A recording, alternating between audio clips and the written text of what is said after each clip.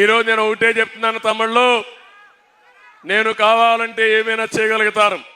పవన్ కళ్యాణ్ గారు కావాలంటే ఒక సినిమా యాక్ట్ చేసే చాలు, ఇన్కమ్ ట్యాక్స్ కట్టి ఇంట్లో పడుకోవచ్చు హ్యాపీగా. కానీ జగన్మోహన్ రెడ్డి నెత్తిన రూపాయి పెట్టి ఏలం వేస్తే, ఈ విజయనగరం కోటలో ఏలం వేస్తే పైసా కూడా కొనరు. అవునా కాదా తమ్ముళ్ళు అని అడుగుతున్నా. నువ్వు భారం, మేము ఆస్తి. మీ నాన్న నిన్ను భరించలేక బెంగళూరు పంపించేశాడు. నీ తల్లి ఆంధ్రజ్యోతి ఆ రోజు రోసయ్య గారే చెప్పారు. ఆ తల్లి నన్ను అడిగింది, ఎంతైనా బిడ్డ కదా, ఎక్కడో బెంగళూరు పంపిస్తాడు, హైదరాబాద్కి రావద్దంటాడు, ఎట్లయ్యా అని అడిగింది. అంటే హైదరాబాద్కు వస్తే ఆనాడు ముఖ్యమంత్రిగా ఉన్న రాజశేఖర రెడ్డి ఉద్యోగం పోతుందని నిన్ను పంపించేసే పరిస్థితికి వచ్చాడు. నేను అడుగుతున్నా, ఏం తమ్ముళ్ళు, తల్లికి అన్నం పెట్టిన వాళ్ళు ఈ ఆడబిడ్డలు ఆదుకుంటారా తల్లి అని అడుగుతున్నా. చూసావా తల్లి అని అడుగుతున్నా. ఎన్నికల ముందు తల్లిని వాడుకున్నాడా లేదా అని అడుగుతున్నా. పార్టీలో అధ్యక్షురాలు పదవి ఇచ్చాడా లేదా అని అడుగుతున్నా.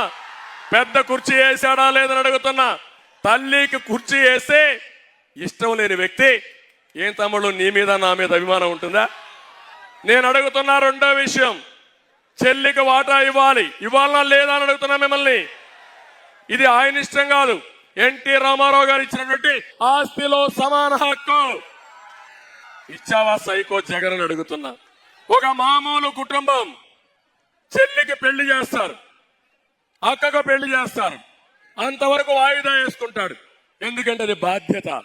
ఆ బాధ్యతతో ప్రవర్తించే సాంప్రదాయం మంది భారతీయులది. నువ్వు మీ చెల్లికి అప్పిస్తావా? అంటే అప్పు రాసి పెట్టుకుని చెల్లిని కూడా బ్లాక్ మెయిల్ చేయాలనుకున్న వ్యక్తి జగన్మోహన్ రెడ్డి. ఆ సైకో బ్యాచ్ ఎంత ప్రమాదం అంటే, నన్ను పవన్ కళ్యాణ్ తిట్టాడు, మా ఆడవాళ్ళని బెదిరించాడు, తిట్టాడు.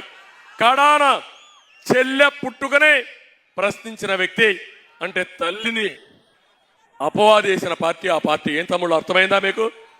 ఇంత ఘోరంగా ఉండేవాడు ఎవడైనా ఉంటాడా ఈ దేశంలో అడుగుతున్నా మిమ్మల్ని. ఎప్పుడన్నా చూశారా అని అడుగుతున్నా మిమ్మల్ని. ఇంత నీచుని చూశారా అని అడుగుతున్నా. ఈ రోజు అంటున్నాడు మమ్మల్ని, మీరేం చేశారంటున్నాడు, మీ బ్రాండ్ ఏంటంటున్నాడు. నేను చెప్తున్నా, సిబిఎన్ బ్రాండు ఈరోజు హైదరాబాద్ మొత్తం ఒక హైటెక్ సిటీ. హైదరాబాద్ పోతే ఒక ఆటో డ్రైవర్ అడిగితే చిరస్థాయిగా చెప్తారు, ఈ హైటెక్ సిటీ కట్టింది సిబిఎన్ అని. అవునా కాదా అని మిమ్మల్ని అడుగుతున్నా. ఒక ఔటర్ రింగ్ రోడ్డుకి ఎక్కితే నా పేరు చెప్తారు, అవునా కాదా అని మిమ్మల్ని అడుగుతున్నా. ఒక ఎయిర్పోర్ట్కి పోతే నేను గుర్తొస్తాను, అవునా కాదా అని అడుగుతున్నా. ఒక పిల్లలకు ఉద్యోగాలు వచ్చిన దాంట్లో, డిఎస్సీలు పెట్టిన దాంట్లో తెలుగుదేశం పార్టీ గుర్తొస్తుందా లేదా తమ్ముడు అని అడుగుతున్నా. ఇప్పుడుండే టీచర్లు 75% ఉద్యోగాలు తెలుగుదేశం పార్టీ హయాంలో ఇచ్చాం. ఇది యథార్థం అని చెప్పి కూడా నేను మీకు తెలియజేస్తున్నా. ఇదే కాదు, కియా మోటార్ ఎవరి పీరియడ్ లో వచ్చే తమ్ముళ్ళు అడుగుతున్నా మిమ్మల్ని. అది నా బ్రాండ్. నీ బ్రాండు గంజాయి తీసుకురావడం నీ బ్రాండ్, డ్రగ్స్ తీసుకురావడం నీ బ్రాండ్. సిగ్గు లేకుండా మళ్ళీ మాట్లాడుతున్నావు.